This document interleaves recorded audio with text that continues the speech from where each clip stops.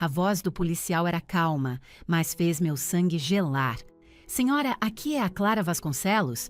Encontramos duas crianças desacompanhadas. Elas identificaram a senhora como tia.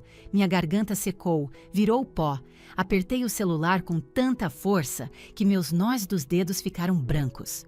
Eu tinha avisado minha irmã, Isabela. Não, eu tinha desenhado para ela. Eu não seria seu porto seguro desta vez. Mas não importava. Ela colocou a Mia e o Léo em um carro de aplicativo, mesmo assim. Ela nem se deu ao trabalho de dar ao motorista o endereço completo. Eles foram deixados do outro lado da cidade, sozinhos e apavorados. Quando cheguei correndo na delegacia, as duas crianças estavam tremendo. Seus olhos estavam inchados e vermelhos de tanto chorar. Pareciam tão frágeis naquela sala estéril e impiedosa. Eu os puxei para os meus braços e uma raiva gélida começou a crescer no meu peito. Por toda a minha vida, eu fui a irmã quieta, a responsável, aquela que limpava essa bagunça, aquela que sempre cedia. Desta vez, não. Minha irmã achou que podia me intimidar até eu me submeter. Ela achou que isso era apenas mais um de seus joguinhos. Ela estava redondamente enganada. 3 dias depois, o mundo inteiro dela seria desmantelado. E eu não estaria lá para juntar os cacos. Mas antes de entrar nisso, me faça um favor e deixe o seu like, se inscreva no canal e me diga nos comentários de onde você está assistindo. Passei a vida inteira sendo a forte. Na minha família, isso não era uma virtude. Era uma sentença de vida. Era uma jaula. Para entender por que eu finalmente quebrei, você precisa entender as pessoas que me moldaram. Você precisa entender os papéis que nos foram designados antes mesmo de sabermos falar. Minha irmã, Isabela, era o sol. Toda a órbita da família foi construída ao redor dela. Ela era 2 anos mais velha que eu, e era vibrante, exigente e possuía um tipo de beleza que fazia as pessoas pararem para olhar. Meus pais, Diana e Ricardo, não apenas a adoravam, eles a veneravam. Eu era a Clara, eu era a lua, visível apenas pela luz que ela refletia. Eu era a quieta, a prática, aquela que não exigia nenhuma energia extra. Eu era quem lembrava de colocar o lixo reciclável para fora. Eu era quem lembrava dos aniversários.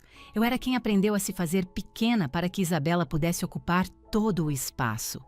Minha mãe, Diana, tinha uma frase de efeito que ela usava sempre que Isabela causava o caos. A Isabela é muito intensa, minha mãe dizia, com um sorriso orgulhoso no rosto. Ela sente tudo com muita força. Ela precisa de um pouco mais de compreensão. Você, Clara, você é tão forte. Você não precisa de nós da mesma forma. Eles conseguiram me convencer de que ser ignorada era uma forma de elogio. Diziam que eu era independente, mas a verdade é que eu estava simplesmente sozinha. Lembro-me vividamente de um jantar em família quando eu tinha 13 anos. Era uma quarta-feira. Eu tinha acabado de ganhar o primeiro lugar na Feira de Ciências Municipal. Passei meses naquele projeto. Eu estava explodindo de orgulho. Coloquei cuidadosamente a medalha e o certificado na mesa de jantar, bem ao lado do prato do meu pai. Eu só queria que ele visse.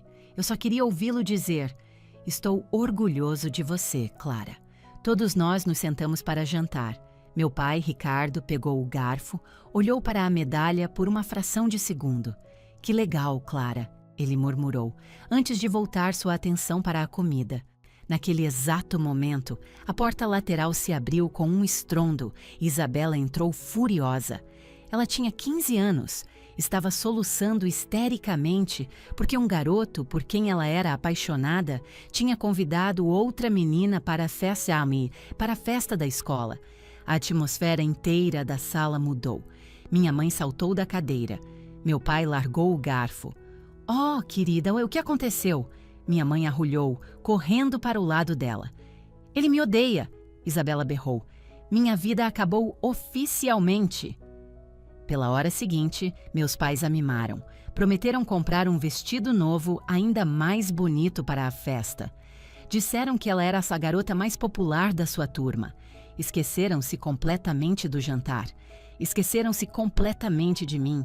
Fiquei sentada ali, cutucando minha macarronada, agora fria, minha medalha de primeiro lugar, um artefato esquecido, na mesa. Não importava. Nada que eu conquistasse importava se Isabela estivesse tendo uma crise. Esse era o roteiro de nossas vidas. Isabela fabricava um drama, e meus pais a cobriam de atenção, dinheiro e afeto para resolvê-lo. Eu ficava em silêncio, fazia minhas tarefas da escola e não pedia nada. Mas o corte mais profundo veio quando eu tinha 18 anos. Eu estava desesperada para ir para uma faculdade e estudar finanças. Eu sabia que meus pais não tinham muito dinheiro sobrando, em grande parte porque gastavam tudo com Isabela. O carro dela, suas roupas de grife, suas viagens de fim de semana. Então eu ralei muito. Consegui uma bolsa de estudos parcial e passei o verão inteiro trabalhando em 2 empregos para cobrir o resto. Eu tinha economizado R$ 25.000. Estava em uma conta poupança conjunta que minha mãe insistiu em abrir comigo quando eu tinha 16 anos. Eu via aquele saldo crescer toda semana. Aquele dinheiro era essa minha fuga. 2 semanas antes de eu ir para a universidade, entrei no banco para pegar um cheque administrativo para Cintu para minha matrícula. A caixa do banco me deu um olhar simpático e confuso. Senhorita Vasconcelos, o saldo desta conta está zerado. O chão se abriu sob meus pés. Senti uma onda de náusea. Isso não é possível, consegui dizer. Eu economizei esse dinheiro. Por favor, verifique de novo. Houve um saque total feito ontem, senhora, ela disse, apontando para sua tela. Por Diana Vasconcelos. Dirigi para casa, minhas mãos tremendo tanto que mal conseguia mantê-las no volante. Entrei furiosa na cozinha. Minha mãe estava cantarolando, picando cebolas. Meu pai estava folheando o jornal. Isabela estava lá, claro, olhando um folheto brilhante de um curso de gastronomia em Paris. Onde está o meu dinheiro? Perguntei. Minha voz estava baixa, mas tremia de raiva. Minha mãe nem sequer levantou o olhar da tábua de corte. Clara, não use esse tom comigo. Você pegou o dinheiro da minha matrícula? Eu disse, minha voz se elevando. R$ 25.000. Onde está? Meu pai soltou um suspiro exasperado e baixou o jornal. Ele olhou para mim como se eu fosse a difícil. Precisávamos fazer um pequeno ajuste financeiro, ele disse. Um ajuste? Repeti, incrédula. A Isabela foi aceita naquele prestigioso curso de gastronomia em Paris. Minha mãe disse, finalmente se virando para me olhar. É uma oportunidade única na vida, Clara. O sinal precisava ser pago imediatamente. Nós simplesmente não tínhamos esse tipo de dinheiro disponível. Eu olhei para eles, depois para minha irmã. Isabela estava com um sorrisinho de canto de boca. Nenhum pingo de culpa, apenas puro direito. Aquele era o meu dinheiro, eu disse, minha voz falhando. Eu ganhei. Eu lavei chão e servi mesas o verão inteiro por aquele dinheiro. Nós vamos te devolver, meu pai disse, acenando com a mão de forma displicente. Um dia. Mas a minha matrícula vence agora, eu gritei. Abaixe a voz, minha mãe retrucou. Pare de ser tão egoísta. Sua irmã precisa disso. Você pode simplesmente pegar um financiamento estudantil. Você tem um crédito excelente. A Isabela não tem. Você é a responsável, Clara. Seja uma boa irmã. Seja uma boa irmã. Essa frase era a arma deles. Significava cale a boca. Significava dê a Isabela o que quer que ela exija. Chorei no meu quarto naquela noite. Ninguém se preocupou em ver como eu estava. Eu podia ouvi-los lá embaixo, rindo com a Isabela, planejando sua aventura parisiense. Eles estavam brindando ao futuro dela, um futuro comprado com o meu trabalho duro. Eu peguei os empréstimos. Fui para a faculdade. Trabalhei em 2 empregos para pagar meus livros e o aluguel. Nunca recebi aqueles R$ 25.000 de volta. Quando mencionei isso, 1 ano depois, minha mãe me acusou de ser amarga. Por que você sempre tem que trazer o passado à tona? Ela perguntou. Nós somos uma família, nós nos apoiamos. Mas eles não se apoiavam. Eu os apoiava. Eles me usavam. À medida que envelhecemos, a dinâmica não apenas continuou, ela se intensificou. Construí uma vida sólida para mim. Tornei-me analista financeira em uma grande firma de investimentos na Faria Lima. Eu me destacava no meu trabalho porque minha vida inteira tinha sido um treinamento em gerenciar o caos de outras pessoas. Eu tinha um apartamento lindo, pagava minhas contas em dia e era completamente autossuficiente. Isabela, por outro lado, era um desastre ambulante. Ela se casou com Daniel, um homem bom que era bom demais para ela. Teve 2 filhos, Mia e Léo. Mas ela não tinha interesse em ser mãe. Ela queria ser uma socialite. Ela torrava dinheiro que não tinha, lançando um negócio fracassado após o outro. Estava em um estado constante de precisar de um resgate financeiro. E meus pais sempre recorriam a mim. Clara, você pode emprestar um dinheiro para sua irmã para a prestação da casa? Clara, você pode ajudar a Isabela com o seguro do carro este mês? Clara, a Isabela está tão sobrecarregada, vá lá e ajude-a com as crianças. Se eu hesitava, eu era a mesa vilã. Você tem tanto, minha mãe dizia, gesticulando ao redor do meu apartamento arrumado e pacífico. Por que não consegue ser mais generosa? Por que você é tão fria? Eu não era fria, eu estava esgotada. Sentia como se estivesse sendo penalizada pela minha própria estabilidade. Porque eu não criava drama. Eles assumiam que eu não tinha problemas, porque eu não gritava e soluçava. Eles assumiam que eu não sentia dor. Eu tinha 33 anos e ainda era aquela garota de 13, com sua medalha da Feira de Ciências, apenas esperando que alguém me visse, mas eles nunca viram. Eles só viam a Isabela. E a Isabela sabia disso. Ela sabia que tinha um cheque em branco para mau comportamento. Ela sabia que não importava o quão monumentalmente ela errasse. Nossos pais correriam em sua defesa e esperariam que eu cuidasse da limpeza. Ela zombeteiramente me chamava de Santa Clara para suas amigas. Ela menosprezava minha carreira, minha vida chata. Você precisa viver um pouco, Clara, ela dizia, saboreando uma taça de vinho que eu tinha pagado. Você é tão rígida. Eu suportei, engoli minha raiva, enterrei-a bem fundo, disse a mim mesma que estava fazendo isso para manter a harmonia familiar. Disse a mim mesma que era simplesmente mais fácil manter a paz. Mas havia outra razão pela qual eu não simplesmente cortei relações com todos eles. Não era por meus pais, e certamente não era pela Isabela. Era pelas crianças.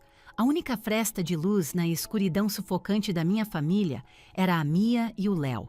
Mia tinha 8 anos e Léo tinha 5.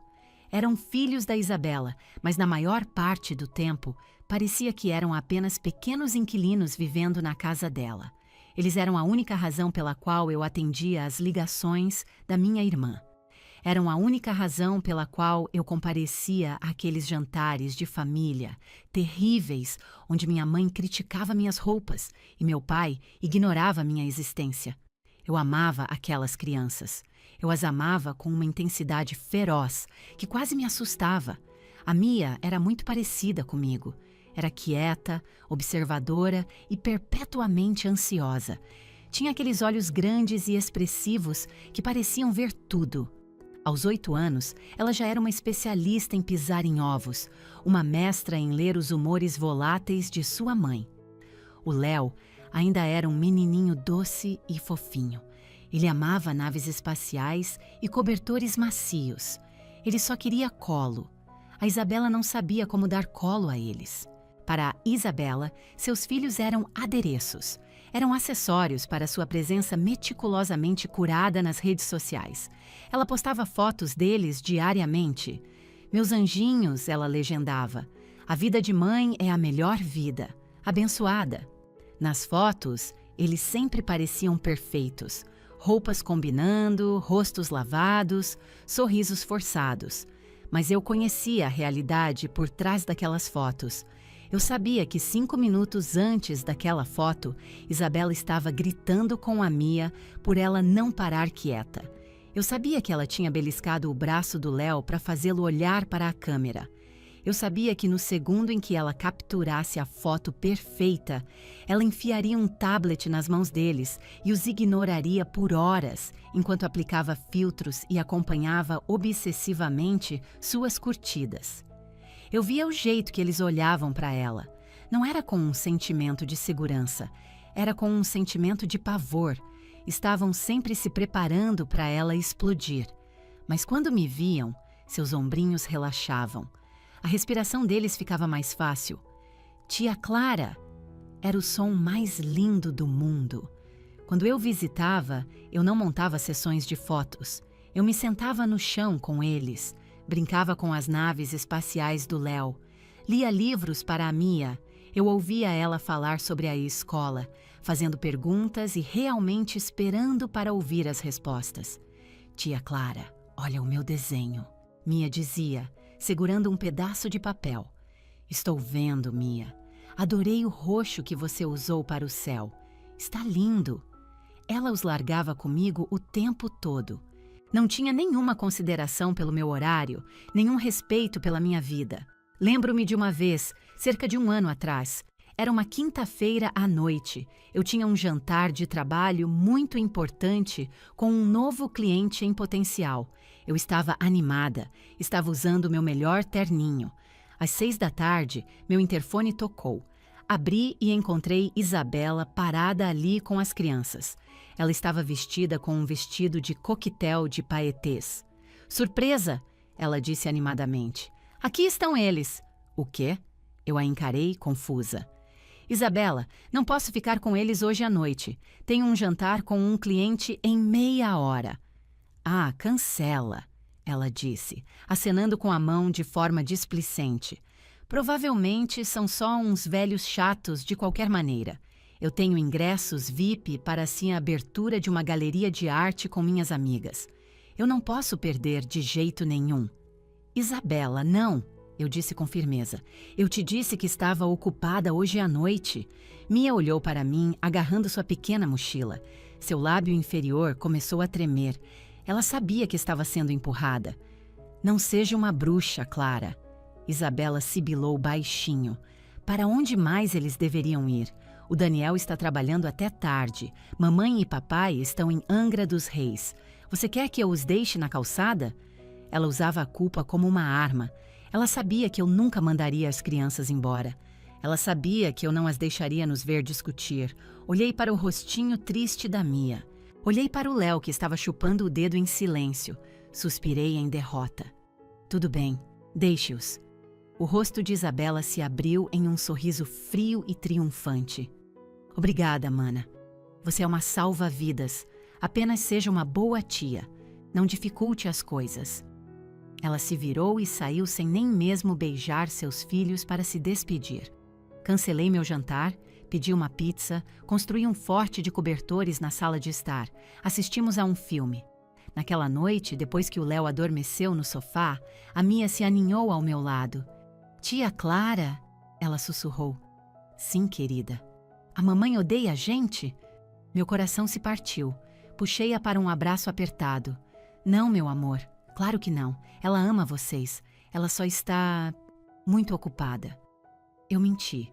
Menti para protegê-la de uma verdade que ela era jovem demais para suportar. Mas me odiei por isso.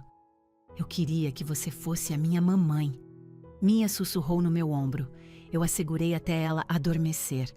Enquanto olhava para seu rosto pacífico e adormecido, senti uma raiva familiar ardendo dentro de mim. Isabela não os merecia. Ela não merecia o amor incondicional deles. Ela os tratava como malas que podia largar sempre que se tornassem um inconveniente. E eu estava permitindo isso. Por anos, eu permiti.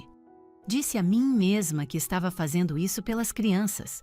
Raciocinei que se eu dissesse não, Isabela encontraria alguém menos confiável para cuidar deles.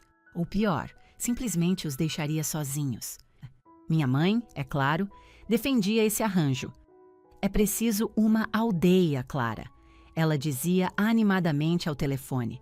Você deveria se sentir honrada por sua irmã confiar tanto em você com os filhos dela. É uma boa prática para quando você finalmente tiver os seus. se é que isso vai acontecer. As constantes pequenas alfinetadas, os insultos disfarçados de conselhos, mas o chão estava se movendo sob nós. As crianças estavam crescendo, estavam começando a ver as coisas com mais clareza, e Isabela estava se tornando cada vez mais imprudente. Ela começou a deixá-los comigo com ainda menos aviso. Às vezes, uma mensagem chegava 5 minutos antes de ela aparecer. Às vezes, ela simplesmente aparecia na minha porta. Ela começou a desaparecer por períodos mais longos. Um jantar rápido se transformava em uma pernoite. Uma escapada de fim de semana se estendia por 4 dias. Ela parou de perguntar. Ela começou a mandar. Estou levando as crianças aí. Ela mandava por mensagem. Não era uma pergunta, era um decreto. Se eu não respondesse imediatamente, ela ligava para nossa mãe. E então, como um relógio, minha mãe me ligava. Clara, por que você está ignorando sua irmã? Ela precisa da sua ajuda. Era um ataque coordenado de 2 lados. Eu estava perpetuamente cercada, mas eu estava ficando tão cansada. Eu tinha 33 anos. Eu queria uma vida própria. Eu queria parar de ser o contato de emergência de todo mundo. Comecei a sentir o ressentimento como um peso físico no meu peito. Eu olhava para o Daniel, o marido da Isabela. Ele era um homem bom, mas estava esgotado. Trabalhava 80 horas por semana em seu escritório de advocacia para financiar o estilo de vida extravagante de Isabela. Ele quase nunca estava em casa. Tentava desesperadamente mantê-la feliz, mas era como tentar encher um balde com um buraco enorme. Ele sabia que ela estava se aproveitando de mim. Às vezes, quando vinha buscar as crianças, ele me olhava com olhos de desculpa. Sinto muito, Clara, ele dizia baixinho. Eu não tinha ideia de que ela simplesmente os deixou aqui. Está tudo bem, Daniel. Eu mentia, mas não estava tudo bem. E então veio a semana da auditoria. Eu tinha um projeto enorme no trabalho. Era a maior oportunidade da minha carreira. Se eu arrasasse nesta apresentação da auditoria trimestral, eu estava na linha para uma promoção a analista sênior. Eu receberia um aumento significativo. Eu finalmente conquistaria o respeito profissional pelo qual tanto trabalhei. Eu precisava do fim de semana inteiro para me preparar. Eu precisava de silêncio. Eu precisava me concentrar. Na quarta-feira à tarde, meu celular vibrou. Era uma mensagem da Isabela. Preciso que você fique com as crianças neste fim de semana, de sexta a domingo. Daniel está fora da cidade a trabalho e eu tenho um retiro de bem-estar com minhas amigas. Obrigada. Olhei para a mensagem. Nenhuma pergunta, nenhum por favor. Apenas uma ordem. Pensei na minha apresentação de auditoria. Pensei no meu chefe que estava contando comigo. Pensei nos anos de planos cancelados, dinheiro perdido e raiva engolida. Olhei para a mensagem novamente. Obrigada. Como se fosse um fato consumado. Minhas mãos começaram a tremer, mas desta vez não era de medo. Era de pura e genuína raiva. Digitei de volta uma única palavra. Não. Olhei para ela. Parecia tão pequena, tão simples. 3 letras. Eu adicionei. Eu preciso trabalhar. Não posso ficar com eles. Você terá que fazer outros arranjos. Apertei enviar. Coloquei meu celular na minha mesa. Meu coração batia contra minhas costelas como um tambor. Eu tinha feito isso. Eu realmente disse não. Eu não sabia naquele momento, mas aquela pequena mensagem de texto foi o primeiro tremor de um terremoto. Foi o fio solto que estava prestes a desfazer tudo. Eu presumi que levaria a outra discussão desagradável. Pensei que ela gritaria, minha mãe ligaria, e eu apenas teria que me manter firme. Eu não tinha ideia do quão longe ela estava disposta a ir. Eu não tinha ideia de que meu não se transformaria em uma corrida de táxi para o perigo. Eu não tinha ideia de que minha recusa colocaria a vida de Mia e Léo em risco. Eu estava prestes a aprender uma lição muito dura. Quando você finalmente para de deixar as pessoas te usarem, elas não simplesmente se afastam educadamente. Elas tentam te queimar até o chão. E Isabela estava mais do que pronta para acender o fósforo. A mensagem de texto que enviei foi concisa. Não. Olhei para o meu celular. Ele estava na minha mesa como uma pequena e silenciosa granada. Por um momento, nada. O escritório zumbia ao meu redor com os sons silenciosos de teclados e ar-condicionado. Tentei voltar meu foco para a tela do computador, para a enorme planilha que precisava analisar para minha auditoria. Então, meu celular explodiu. Não foi um toque normal, pareceu violento. A tela se iluminou com o nome dela. Isabela. Meu estômago se contraiu imediatamente. Era uma resposta condicionada. Meu corpo foi treinado por décadas para temer sua ira. Meu coração martelava. Minhas palmas ficaram úmidas de suor. Eu não atendi. Deixei tocar até a caixa postal atender. 2 segundos depois, tocou de novo. Silenciei. Então as mensagens começaram. Um ataque rápido e furioso. Atende o celular. Você tá de brincadeira comigo? Não ouse me ignorar, Clara. Você está sendo uma pirralha egoísta. Virei meu celular com a tela para baixo, para não ver as mensagens que chegavam. Respirei fundo, tremendo. Foco, eu disse a mim mesma. Você tem uma carreira, você tem uma vida, mas ignorar um furacão não o faz desaparecer. 10 minutos depois, o telefone da minha mesa tocou.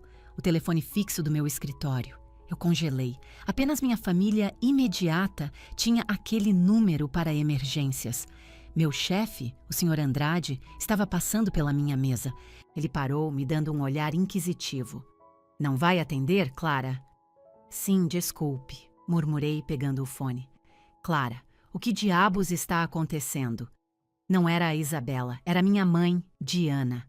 Sua voz era afiada, cheia de irritação. Isabela tinha chamado reforços. Oi, mãe, eu disse, mantendo a voz baixa. Estou no meio do trabalho. Está tudo bem? A Isabela me disse que você está se recusando a ajudá-la. Minha mãe afirmou. Ela não pediu meu lado da história, apenas entregou-me a acusação. Ela tem esse retiro, está marcado há meses. Ela não consegue o dinheiro de volta. Ela me perguntou sobre isso há 20 minutos. Esclareci. Ela não perguntou há meses. Ela perguntou hoje, para este fim de semana. E daí? Você é a irmã dela. Você está sempre livre. Eu não estou livre, eu disse. Minha voz vacilou um pouco, mas continuei. Tenho uma apresentação de auditoria importante na segunda-feira. O diretor regional está vindo para isso. Tenho que trabalhar todo o fim de semana para me preparar. Não posso ficar com a Mia e o Léo. Houve uma pausa, seguida por um suspiro pesado e teatral. O suspiro que foi projetado para me fazer sentir pequena e culpada. Clara, minha mãe disse, mudando o tom para um de desapontamento pesaroso. Por que você sempre tem que ser tão difícil? Sua irmã está sob tanta pressão. O Daniel nunca está em casa. Ela precisa dessa pausa. Por que você não pode simplesmente levar seu notebook para a casa dela? Você pode cuidar das crianças e trabalhar ao mesmo tempo. Não, mãe, eu disse. Não consigo me concentrar com uma criança de 8 e uma de 5 anos correndo por aí. Esta é a minha carreira. Isso é importante para mim. Mais importante que a família? Ela retrucou. A performance de tristeza se foi, substituída por raiva crua. Você escolheria seu trabalho em vez de seu próprio sangue? Isso é frio, Clara. Mesmo para você. Mesmo para você. O insulto acertou como um soco, como se eu fosse a fria, como se eu não tivesse dedicado toda a minha casa dos 20 anos para sustentá-los com meu tempo, dinheiro e sanidade. Eu não vou fazer isso, eu disse com firmeza. Senti lágrimas brotando em meus olhos, mas as impedi de cair. A Isabela precisa contratar uma babá. Ela precisa cancelar a viagem. Ela não pode pagar uma babá, minha mãe argumentou, e ela merece isso. Se ela pode pagar um retiro de bem-estar de 15 mil reais, ela pode pagar uma babá, eu rebati. Foi a coisa mais brutalmente honesta que eu já disse à minha mãe. Silêncio. Um silêncio atordoado e absoluto. Eu não sei quem você pensa que é, minha mãe sibilou, sua voz pingando veneno. Mas você está estragando tudo. Se a Isabela tiver um colapso porque não consegue essa folga, isso estará na sua consciência. Você me entende? Eu tenho que voltar ao trabalho, eu disse, e então eu fiz o impensável. Eu desliguei na cara da minha mãe. Minha mão tremia tão violentamente que quase deixei o fone cair de volta no gancho. Olhei para o telefone, meio que esperando que ele explodisse em chamas. Esperei que a segurança me escoltasse para fora do prédio. Esperei que o céu desabasse. Mas nada aconteceu. O escritório continuou zumbindo. O Sr. Andrade continuou sua caminhada. O mundo não parou de girar só porque eu disse não. Desliguei meu celular completamente e o enterrei na minha bolsa. Trabalhei até às 7 da noite. Dirigi para casa em uma bolha de silêncio, sem nem ligar o rádio. Apenas ouvi o som da minha própria respiração ansiosa. Quando entrei no meu apartamento, finalmente liguei meu celular de volta. 14 chamadas perdidas, 22 mensagens. A maioria era da Isabela, um fluxo de veneno. Eu te odeio. Você só tem inveja de mim. Espero que você morra sozinha nesse apartamento estéril. E então, uma última mensagem dela, enviada às 8 da noite. Tudo bem, esquece. Eu me viro. Obrigada por nada. Exalei um suspiro que não percebi que estava segurando. Tinha acabado. Ela tinha aceitado. Estava furiosa, mas ia fazer outros planos. Talvez ela cancelasse a viagem. Talvez pedisse a uma amiga. Senti um estranho coquetel de culpa e alívio. A culpa era um reflexo profundamente enraizado. Mas o alívio... Isso era novo. Eu tinha defendido meu limite. Eu tinha protegido meu tempo. Pedi comida chinesa. Tomei um banho longo e quente. Arrumei minha mesa de jantar para um fim de semana de trabalho intenso, dispondo minhas planilhas, anotações e notebook. Eu fiz a coisa certa. Eu disse a mim mesma: ela vai dar um jeito. Sussurrei para o meu apartamento vazio. Fui para a cama naquela noite sentindo um lampejo de orgulho. Pensei que a batalha tinha acabado. Pensei que o drama tinha passado. Eu estava tão incrivelmente errada. Eu não conhecia minha irmã. Eu não entendia que, para ela, dar um jeito não significava assumir a responsabilidade. Significava aplicar uma punição. Ela não ia cancelar sua viagem e ela não ia contratar uma babá. Ela ia forçar minha mão. Ela ia garantir que, mesmo quando eu dissesse não, a resposta final fosse sempre sim. O sábado de manhã estava claro e ensolarado. O sol entrava pelas minhas janelas, fazendo a cidade parecer fresca e esperançosa. Acordei às 7 da manhã me sentindo descansada. Pela primeira vez em muito tempo, não acordei com um nó de pavor no estômago em um sábado. Normalmente, eu já estaria na casa da Isabela, limpando a bagunça do café da manhã dela enquanto ela se arrumava para um brunch com as amigas. Mas não hoje. Hoje era meu. Fiz um café forte, vesti minhas roupas mais confortáveis e me sentei à mesa de jantar cercada pelo meu trabalho. Estava imersa na construção de um novo modelo financeiro para o maior cliente da nossa firma. Era um trabalho intrincado, exigente, e eu amava. Amava a certeza dele. Números não te manipulam, números não mentem.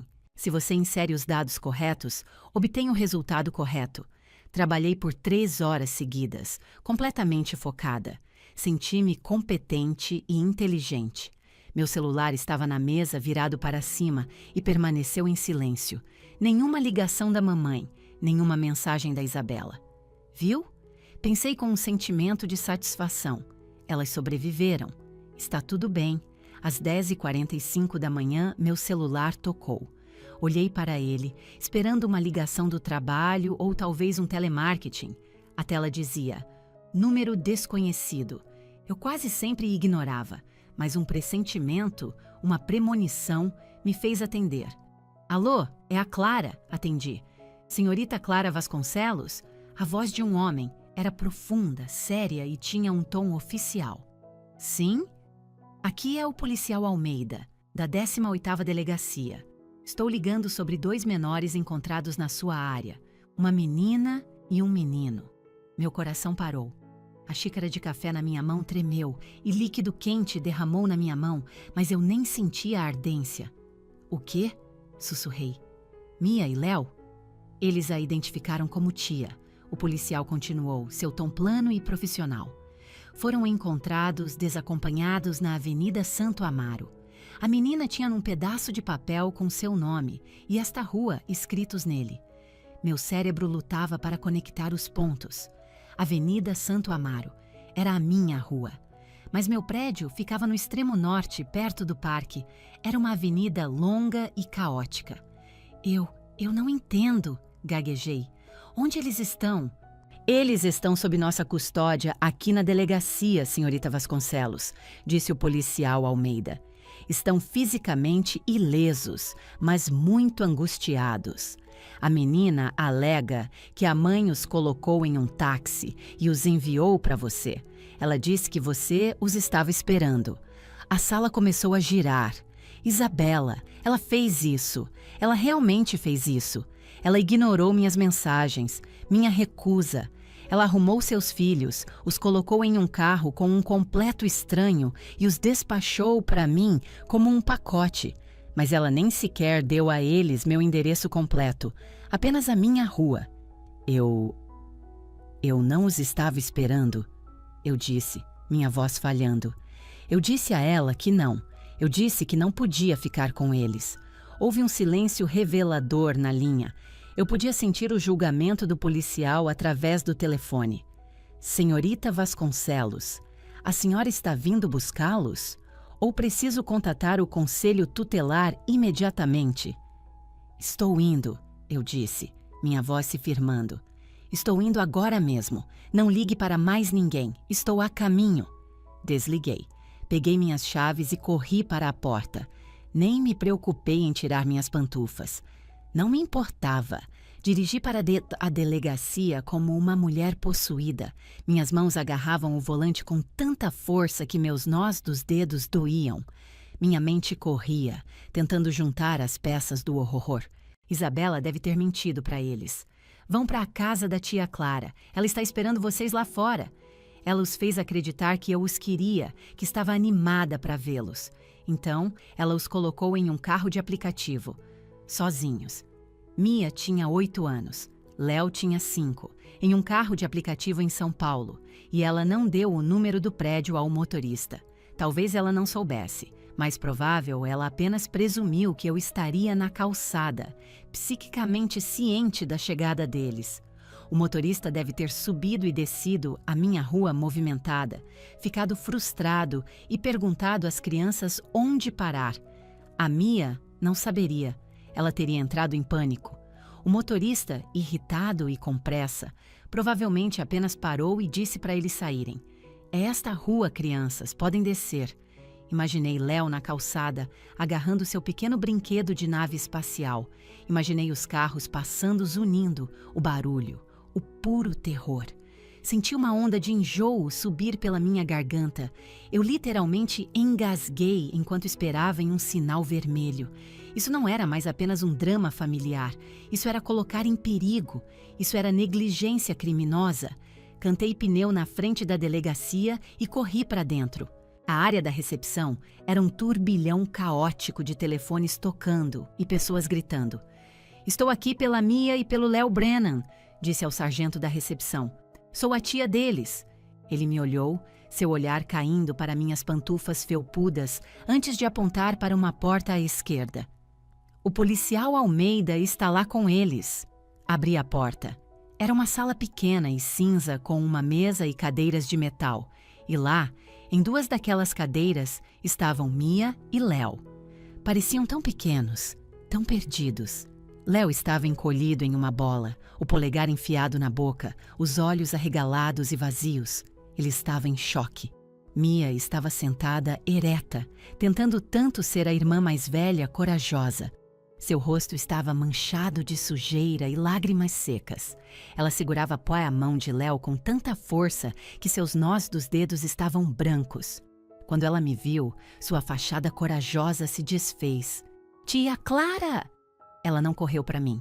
Apenas soltou um lamento, um som de alívio e dor tão profundos que me rasgou por dentro. Corri até eles, caindo de joelhos no chão, frio e sujo, e envolvendo meus braços em torno de ambos. Eu peguei vocês, sussurrei, enterrando meu rosto em seus cabelos. Eles cheiravam a escapamento de carro e medo. Eu peguei vocês. Vocês estão seguros agora. A mamãe disse que você estaria lá fora. Mia soluçou no meu ombro. Ela disse que você estava nos esperando, mas não conseguimos te encontrar. O homem do carro ficou bravo e nos fez sair. Eu sei, meu bem. Eu sei. Eu apenas os balancei para frente e para trás. Nós andamos por tanto tempo, Mia disse, sua voz tremendo. O Léo estava com medo. Eu não sabia qual era o seu prédio. Procurei pela porta verde, mas havia tantas portas verdes. Meu coração se partiu em 1.000.000 de pedaços. Isabela não apenas os negligenciou, ela os preparou para se sentirem rejeitados por mim. Ela os fez acreditar que eu os havia abandonado. O policial Almeida estava parado em silêncio no canto. Ele era um homem alto com um rosto severo, mas não cruel. Ele nos observava atentamente. Olhei para ele, sem me preocupar em esconder minhas lágrimas. Ela me disse que ia dar um jeito. Eu disse a ele. Eu disse a ela que não podia. Ela os mandou mesmo assim. O policial Almeida assentiu lenta e deliberadamente. Ele deu um passo à frente. Senhorita Vasconcelos, ele disse baixinho. Este é um assunto sério. Abandono de incapaz. Colocar em perigo. Temos que registrar um boletim de ocorrência. Olhei para o rosto aterrorizado de Mia, para Léo, que ainda não tinha falado uma palavra. Meu velho instinto entrou em ação, aquele que foi programado em mim desde o nascimento. Proteger a Isabela. Mentir. Consertar. Se eu registrar uma queixa, ela pode ser presa. Minha mãe nunca mais falaria comigo. A família estaria arruinada. Eu poderia mentir. Poderia dizer que foi tudo um grande mal-entendido, que eu só estava atrasada para descer. Eu poderia amenizar tudo.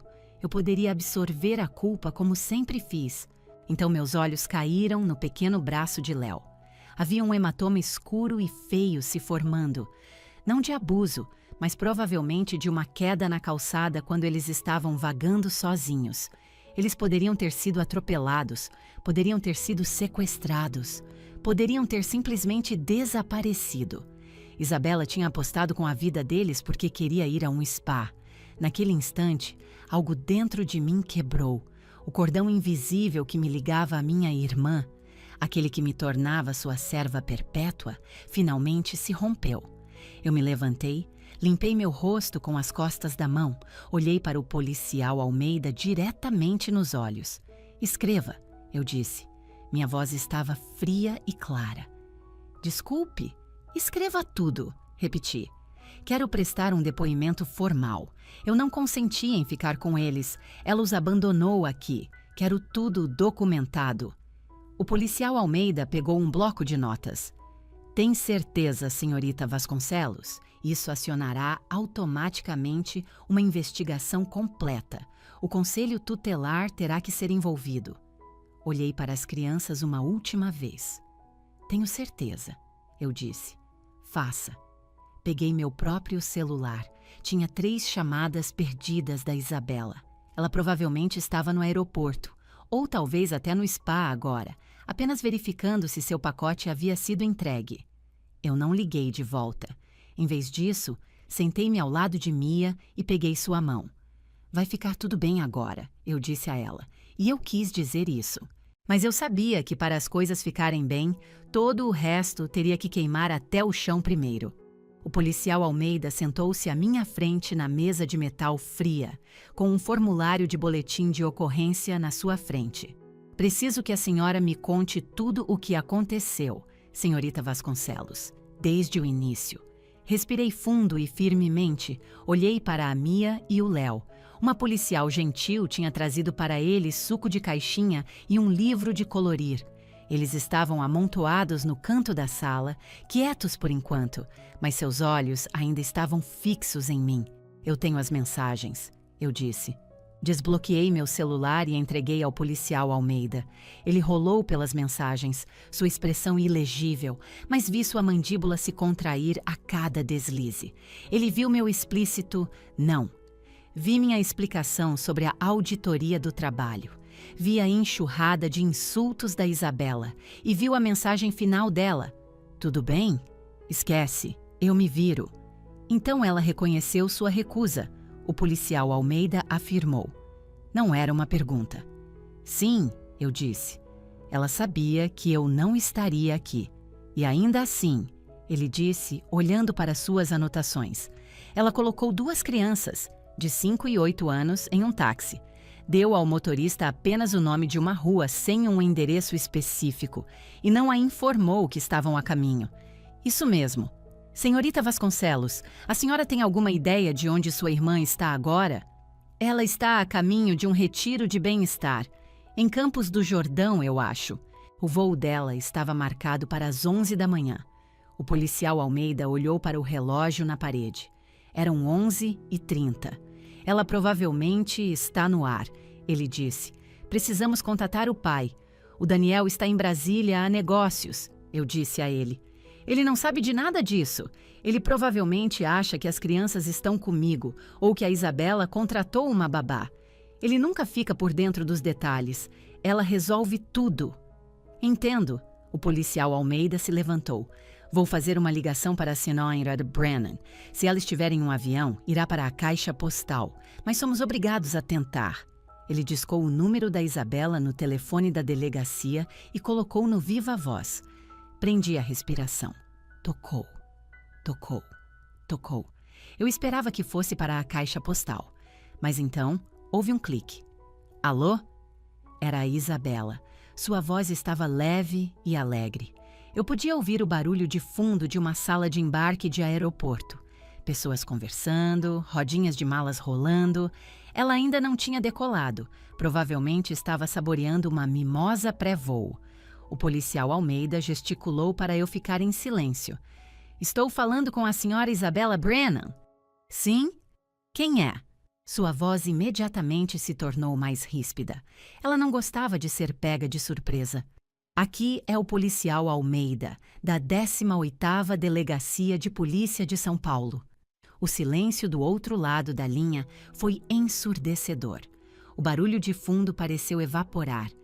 Polícia? Ela perguntou, sua voz baixando. Por que você está me ligando? É a Clara? Aconteceu alguma coisa com a minha irmã? Quase soltei uma risada amarga. Mesmo agora, seu primeiro pensamento foi que eu estava com problemas, que ela estava prestes a ser incomodada pela minha crise. Não, senhora Brennan. Sua irmã está aqui comigo. Estou ligando sobre seus filhos, Mia e Léo. As crianças? Ela parecia genuinamente confusa. Eles estão bem. Estão com a tia deles. Eles estão na delegacia, senhora Brennan, disse o policial Almeida, sua voz como gelo. Foram encontrados vagando sozinhos na Avenida Santo Amaro. O motorista do táxi os deixou em uma esquina porque não recebeu um endereço adequado. Foram encontrados angustiados e desacompanhados. O quê? Isabela ofegou. Não, isso não é possível. Eu disse ao motorista, eu anotei.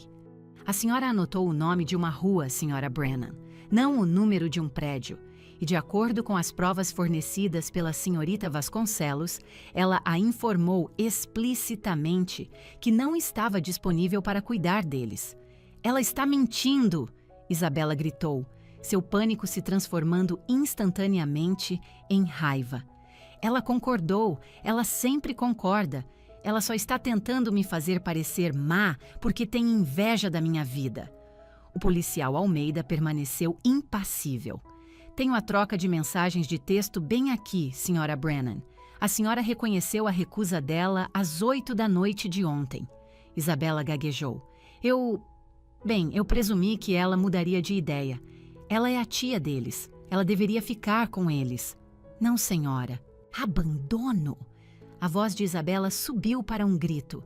Eu sou uma boa mãe. Você não pode dizer isso. Estou a caminho de um retiro de bem-estar. A senhora colocou 2 crianças pequenas em um veículo com um estranho e as direcionou para um local onde nenhum guardião estava presente para recebê-las. Essa é a definição de abandono. Passe para a Clara, Isabela exigiu. Passe o telefone para ela agora mesmo. O policial Almeida olhou para mim. Eu balancei a cabeça firmemente. Eu não tinha nada a dizer para ela. A senhorita Vasconcelos está atualmente prestando seu depoimento oficial, disse o policial Almeida. O Conselho Tutelar foi notificado. Uma senhora Mendes do Conselho Tutelar está a caminho da delegacia para avaliar a situação. A senhora precisa retornar a São Paulo imediatamente, senhora Brennan.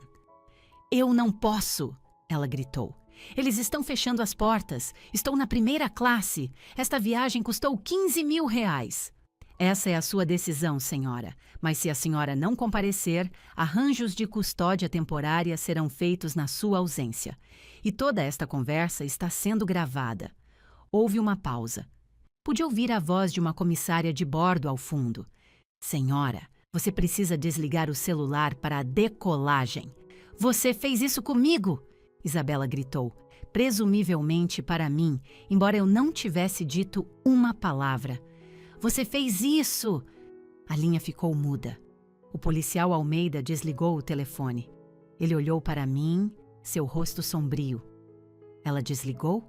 Ele disse secamente. Ela escolheu o voo. Uma onda de náusea me invadiu. Ela escolheu a viagem. Ela sabia que seus filhos estavam em uma delegacia com estranhos, e ela permaneceu naquele avião. O que acontece agora? Perguntei. Minha voz mal, um sussurro. A senhora Mendes do Conselho Tutelar estará aqui em 1 hora, ele disse. Dado que a senhora é tia deles e está presente, provavelmente os liberaremos sob seus cuidados emergenciais pelo fim de semana, pendente uma investigação completa. A menos, é claro, que a senhora ainda não possa ficar com eles. Olhei para a Mia e o Léo. A Mia estava colorindo o desenho de uma casa e ela estava desenhando uma cerca preta e grossa ao redor dela. Eu fico com eles, eu disse. Não estou me recusando a ficar com eles. Eu nunca recusei as crianças. Eu recusei o direito que minha irmã achava ter. Não vou deixá-los aqui. Bom, disse o policial Almeida, mas a senhora precisa entender, senhorita Vasconcelos. Isso não é mais apenas uma disputa familiar. Agora é um caso legal. A senhora é uma testemunha principal contra sua irmã. Eu sei, eu disse. E pela primeira vez em toda a minha vida, não senti um pingo de culpa. Senti-me resolvida. As 6 horas seguintes foram um borrão de formulários e entrevistas.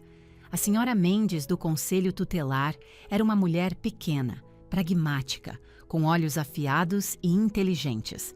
Ela me entrevistou, falou com a Mia sozinha, conversou com o policial Almeida.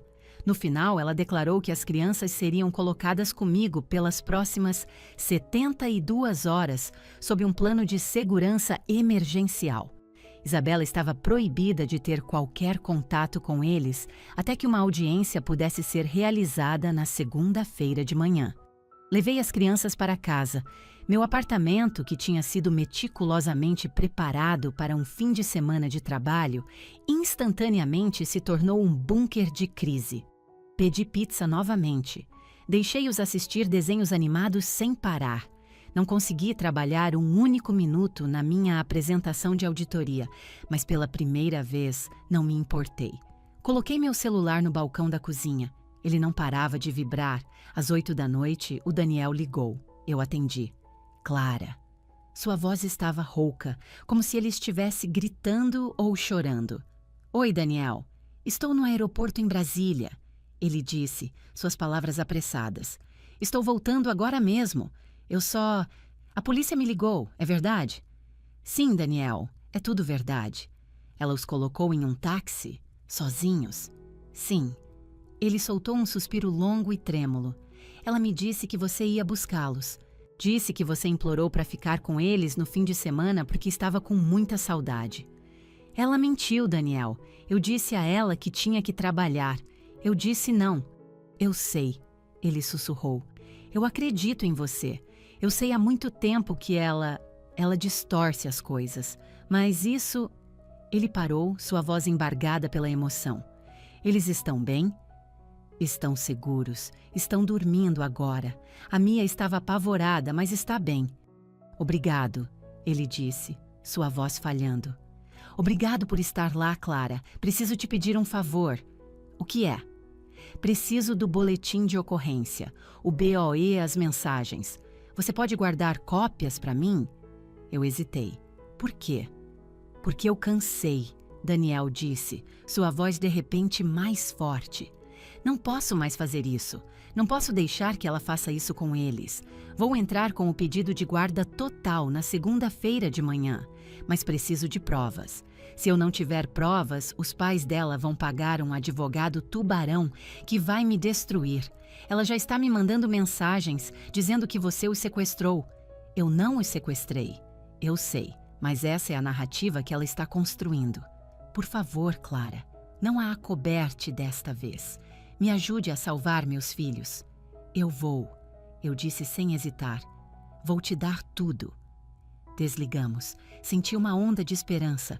Daniel estava finalmente acordando. Mas então, a outra ligação veio. Minha mãe. Eu sabia que não deveria atender. Sabia que não seria nada além de veneno. Mas aquela parte pequena e ferida de mim, a garotinha que só queria a aprovação da mãe, atendeu o telefone. Alô?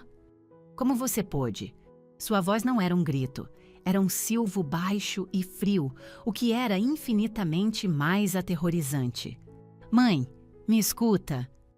Não, você me escuta. Ela me cortou. A Isabela acabou de me ligar do avião. Ela está histérica, está chorando de soluçar. Ela disse que você chamou a polícia para ela. Você fez sua própria irmã ser tratada como uma criminosa comum. Ela infringiu a lei, mãe, eu disse, tentando manter minha voz calma. Ela abandonou a Mia e o Léo em uma esquina. Eles estavam sozinhos. Qualquer coisa poderia ter acontecido com eles. Ah, pare de ser tão dramática, minha mãe retrucou. Foi um simples erro. O motorista do táxi era um idiota. A Isabela cometeu um pequeno erro logístico, só isso. Um erro logístico? Meu rosto esquentou de raiva. Mãe, eles são crianças, não pacotes entregues no endereço errado, e ela mentiu para eles. Ela tentou forçá-los para cima de mim depois que eu já tinha dito não. Por que você estava sendo egoísta? Minha mãe gritou. Se você tivesse apenas dito sim como uma irmã decente, nada disso teria acontecido. A culpa é sua, Clara. Você criou toda essa cena. Fiquei na minha cozinha agarrando o granito frio do balcão. Eu criei? Perguntei, minha voz perigosamente quieta. Eu criei isso fazendo-a embarcar em um avião enquanto seus filhos estavam em uma delegacia? Ela merece uma folga, minha mãe defendeu. Ela tem uma vida difícil. Você não entenderia porque não tem filhos. Você não sabe o tipo de pressão que ela sofre. Eu sei o suficiente para não deixá-los em uma calçada, eu disse. Você tem inveja, minha mãe cuspiu, e as palavras pairaram no ar como fumaça tóxica. Você sempre teve inveja dela. Você tem inveja da beleza dela, inveja de ela ter um marido e uma família. Você queria fazer isso, você queria humilhá-la e arruinar a vida dela. A acusação era tão grotescamente injusta, tão longe da verdade que teve um efeito esclarecedor. Minha mente clareou. Olhei ao redor do meu apartamento silencioso e seguro. Pensei na paz que sentia quando não estava na órbita deles. Pensei na minha carreira, na minha independência. Eu não tinha inveja, eu era livre, e eles não suportavam isso. Eu não tenho inveja, mãe, eu disse calmamente. Eu cansei. O que isso quer dizer? Significa que não vou mais jogar este jogo. Entreguei todas as provas à polícia. Vou entregar tudo ao Daniel. E se o conselho tutelar me pedir para testemunhar no tribunal, direi a verdade. Direi tudo a eles. Sobre o dinheiro da faculdade que você roubou de mim. Sobre como você permitiu a vida inteira dela. Tudo. Você não ousaria, minha mãe sussurrou, sua voz tremendo. Você vai destruir esta família. Esta família já está destruída, eu disse. A Isabela a destruiu. Eu só estou me recusando a viver nos escombros. Se você fizer isso, minha mãe disse, sua voz tremendo de pura raiva, não se preocupe em vir para o Natal, não se preocupe em nos ligar nunca mais. Você está morta para nós. Meu coração doeu. Foi uma dor real e física no meu peito. Ouvir essas palavras da sua própria mãe. Mas então olhei para a sala de estar. Vi a Mia dormindo pacificamente no sofá, a mão debaixo da bochecha. Ela parecia segura. Se estar morta para meus pais era o preço pela segurança da Mia e do Léo, então era um preço que eu estava disposta a pagar. Adeus, mãe, eu disse. Desliguei o telefone e então bloqueei o número dela.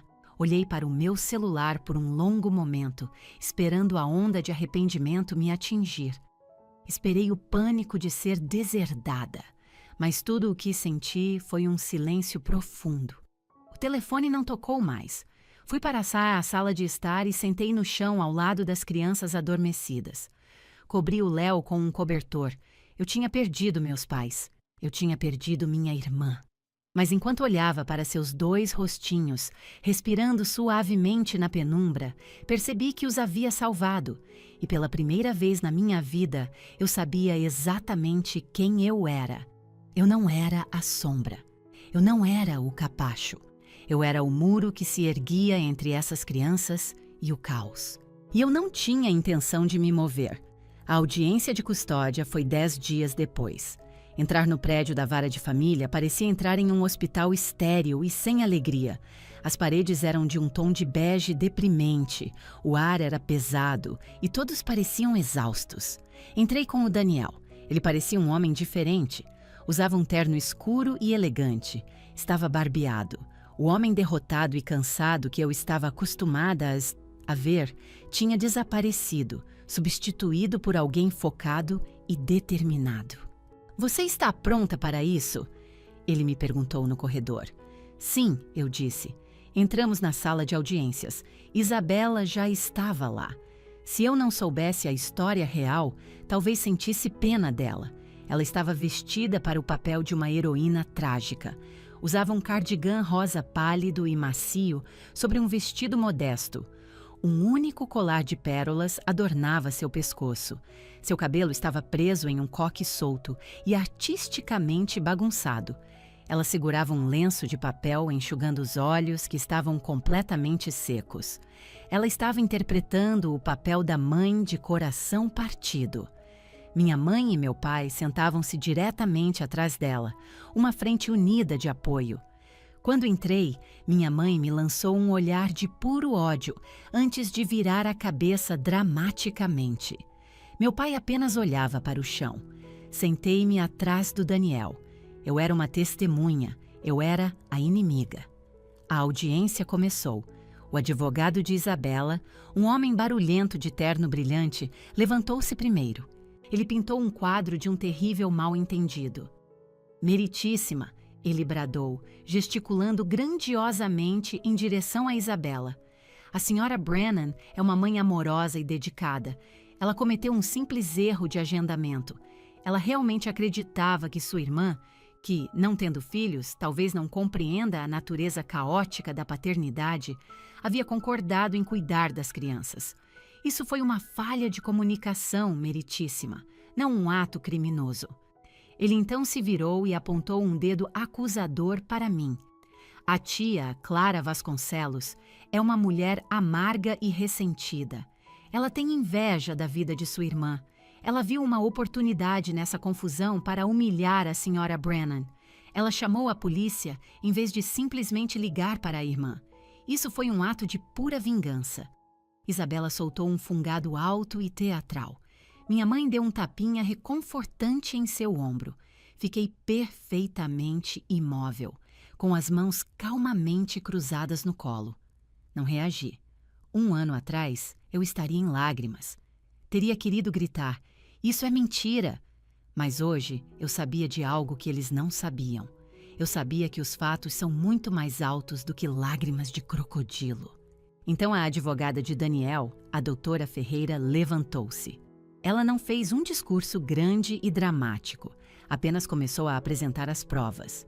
Gostaria de apresentar como prova o boletim de ocorrência oficial da 18ª Delegacia, ela disse calmamente, junto com a declaração juramentada do policial Almeida e o relatório da senhora Mendes, do Conselho Tutelar. Ela colocou uma pilha grossa de documentos na bancada da juíza. Além disso, ela acrescentou, tenho uma transcrição da troca de mensagens de texto entre Clara Vasconcelos e Isabella Brennan, da noite anterior ao incidente. Ela projetou as mensagens em uma tela grande para toda a sala de audiências ver. A sala ficou em silêncio. Lá, em preto e branco, estavam minhas palavras. Não, eu preciso trabalhar. Não posso ficar com eles. E lá estava na resposta de Isabella. Tudo bem, esquece. Eu me viro.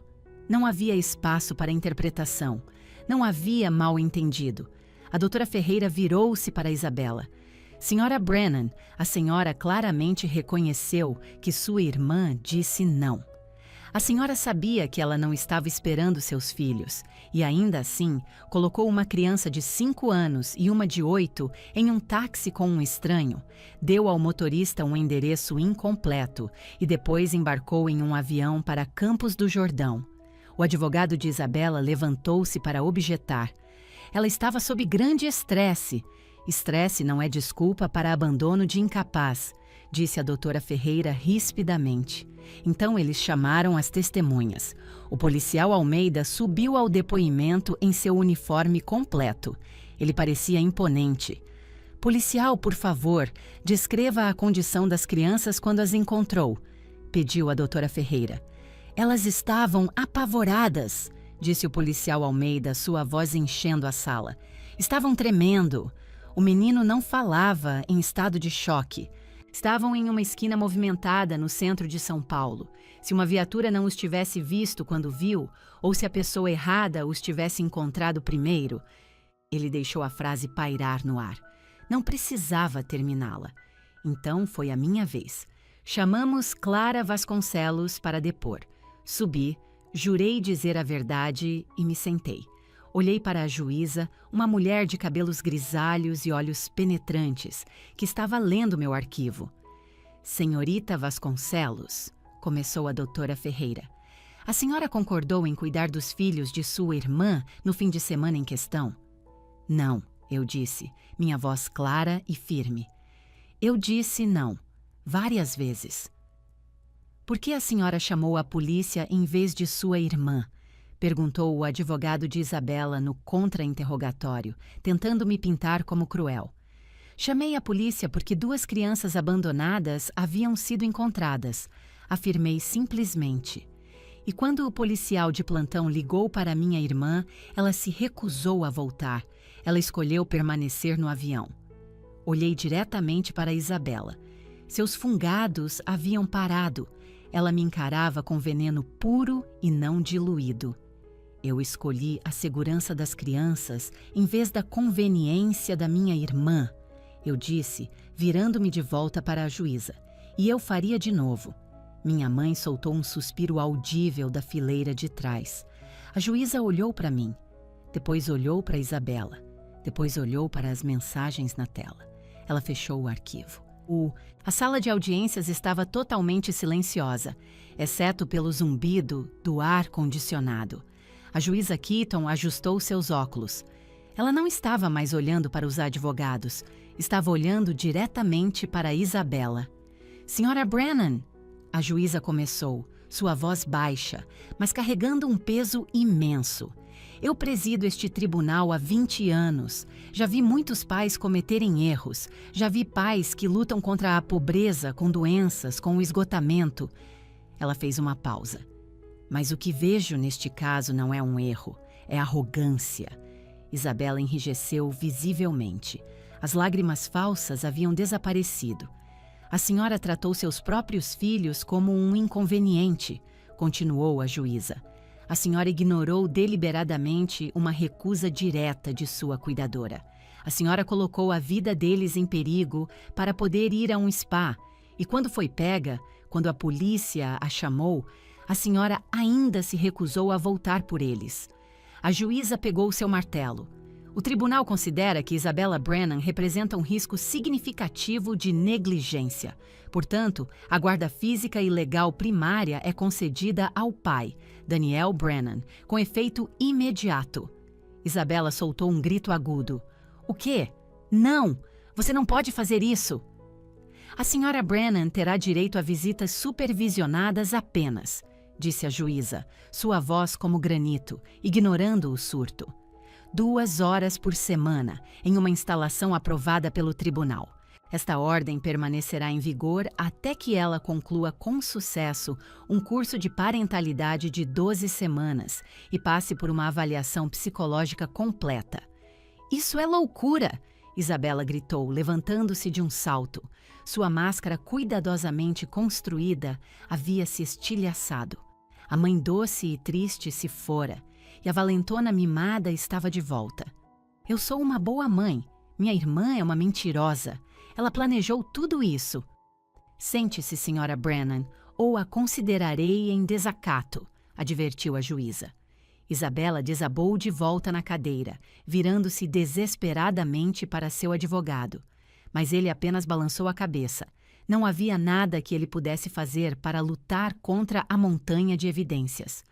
A sessão está encerrada, disse a juíza. O martelo bateu na madeira. Pá! Foi o som de uma porta de prisão se fechando. Foi o som da minha liberdade. Saímos para o corredor. Daniel soltou um suspiro longo e trêmulo. Ele parecia um homem que acabara de largar uma mochila de 50 quilos que carregava há uma década. Obrigado, ele me disse, seus olhos cheios de gratidão. Eu nunca teria conseguido isso sem você. Vá ser pai, eu disse a ele. Vá buscar seus filhos. Ele se afastou para assinar a papelada final. Virei-me para sair. Clara! Parei. Eu conhecia aquela voz. Isabella vinha marchando pelo corredor em minha direção. Meus pais atrás dela como guardas furiosos. Seu rosto estava manchado e vermelho. Seu cabelo perfeito estava se desfazendo. Ela parecia selvagem. Parou a meio metro de mim, apontando um dedo na minha cara. Você arruinou minha vida! Ela cuspiu. Está feliz agora? Você tirou meus filhos de mim. Você me humilhou. Você destruiu tudo. Minha mãe se aproximou dela. Você é uma desgraça, ela sibilou. Nunca mais entre em contato conosco. Você não tem família. Olhei para eles. Olhei para minha irmã, que ainda não conseguia assumir um pingo de responsabilidade. Olhei para minha mãe, que defenderia Isabella mesmo que ela cometesse um assassinato.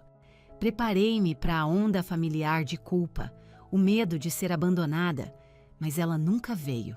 Em vez disso, senti-me calma, senti-me forte. Eu não arruinei sua vida, Isabella, eu disse, minha voz uniforme e baixa. Você arruinou. Você os colocou naquele táxi. Você ficou naquele avião. Você é uma solteirona amarga e invejosa, Isabella gritou. As pessoas no corredor estavam parando para olhar. E você, eu disse, virando meu olhar para minha mãe. Você a permitiu.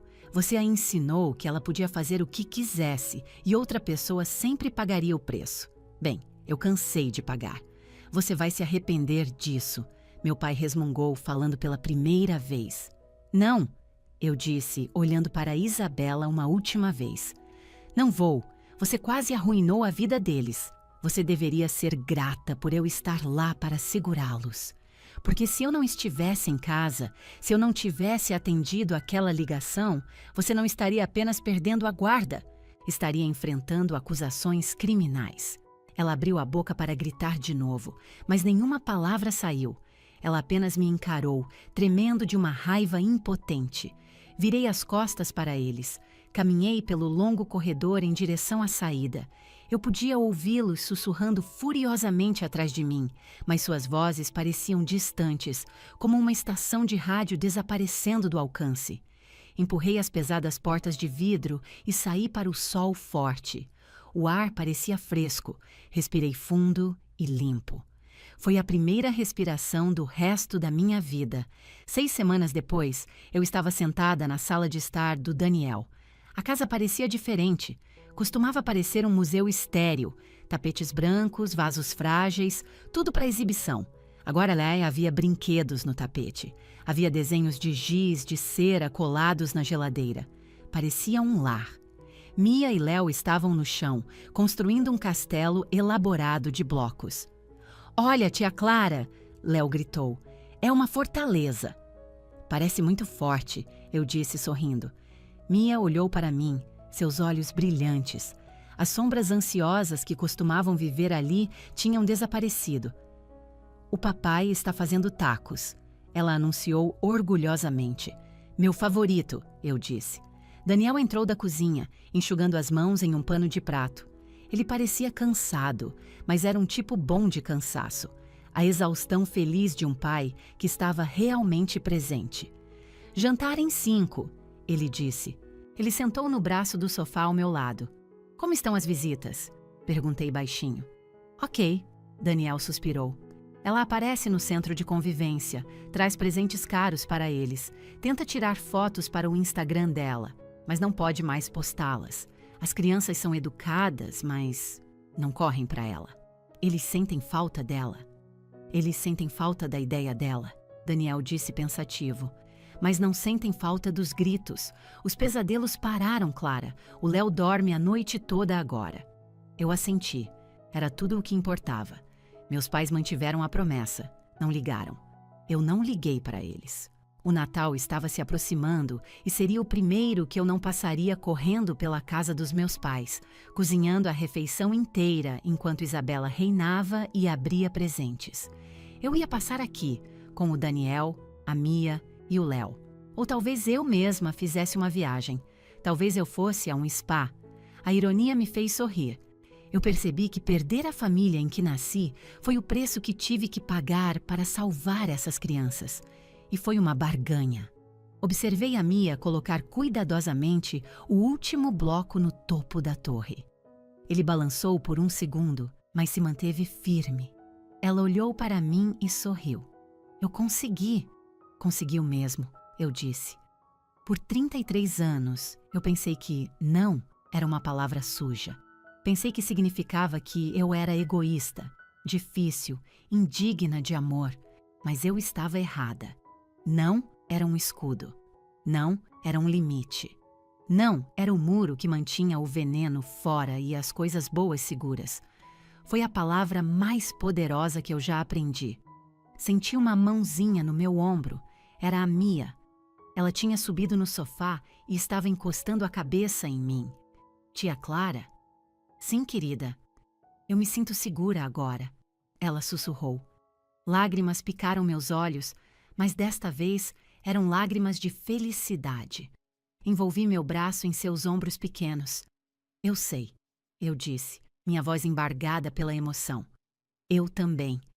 A tempestade havia passado, a casa estava quieta. E pela primeira vez, o silêncio não era vazio, estava cheio de paz. Eu disse não pela primeira vez, e minha irmã retaliou, colocando 2 crianças chorando em um táxi. Ela achou que poderia me quebrar, ela achou que eu cederia como sempre fiz, mas ela não percebeu que sua crueldade seria a salvação deles. Eu perdi meus pais, perdi minha irmã, perdi a fantasia de uma família feliz, mas ao fazer isso, salvei as 2 únicas pessoas que realmente importavam. E finalmente me encontrei. Se você é a pessoa que sempre cede, se é você quem carrega todo o peso apenas para manter a paz, por favor, me escute. Você tem permissão para dizer não. Você tem permissão para ir embora, porque às vezes você precisa queimar a ponte para impedir que o monstro a atravesse. E a paz que você encontra do outro lado vale cada chama. Fim da história.